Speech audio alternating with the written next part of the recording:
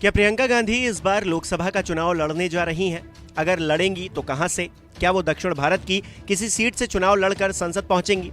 ऐसे तमाम सवाल अब सियासी गलियारों में गूंज रहे हैं, क्योंकि कांग्रेस पार्टी ने हालिया संगठनात्मक बदलाव में प्रियंका गांधी से उत्तर प्रदेश का प्रभार वापस ले लिया है। वो महासचिव पद पर तो हैं, लेकिन उन्हें किसी राज्य की जिम्मेदारी नहीं दी गई है। इसके फिलहाल दो मायने निकाले जा रहे हैं। पहला, प्रियंका पर अब किसी राज्य की जिम्मेदारी नहीं है, तो वो लोकसभा चुनाव लड़ सकती हैं। और दूसरा ये कि चूंकि उनसे उत्तर प्रदेश की जिम्मेदारी वापस ले ली गई है, तो क्या वो अब दक्षिण भारत का रुख करेंगी? प्रियंका के चुनाव लड़ने की अटकलें तेज इसलिए भी हैं क्योंकि कांग्रेस पार्टी का अतीत और मौजूदा हालात कुछ उसी तरह से बने हुए हैं।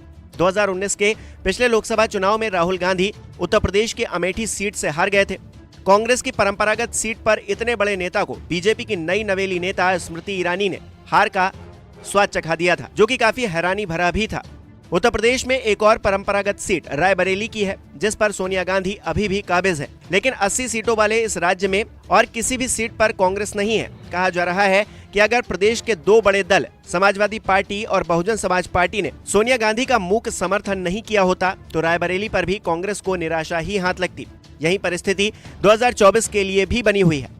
अगर कांग्रेस के लिए उत्तर प्रदेश में परिस्थितियां सही नहीं हैं, तो उत्तर भारत का कोई दूसरा राज्य भी ऐसा नहीं है जहां कांग्रेस ज्यादा अच्छी स्थिति में हो। हाल में तेलंगाना और उससे पहले कर्नाटक में कांग्रेस की सरकार बनी है, जबकि पिछले आम चुनाव में केरल के वायनाड से राहुल गांधी को जीत मिली थी। यानी कि कांग्रेस का दक्षिण में किला मजबूत हो रहा है। तो क्या उसे और मजबूत करने के लिए प्रियंका गांधी भी दक्षिण का रुख करेंगी? इतिहास में इंदिरा गांधी से लेकर सोनिया गांधी तक भी दक्षिण का दांव चल चुकी है। इंदिरा ने आंध्र प्रदेश के मेडक और कर्नाटक के चिकमंगलुरु से, जबकि सोनिया गांधी ने कर्नाटक की बेल्लारी लोकसभा सीट से चुनाव लड़ा था और दोनों को ही जीत मिली थी। अब कांग्रेस की तेलंगाना इकाई प्रियंका के वहीं से लड़ने के समर्थन में दलीलें पेश कर रही है। तेलंगाना कांग्रेस के नेताओं का कहना है कि प्रियंका अगर प्रदेश की किसी लोकसभा सीट से चुनाव लड़ती हैं, तो बगल के आंध्र प्रदेश पर भी कांग्रेस की स्थिति सुधर सकती है।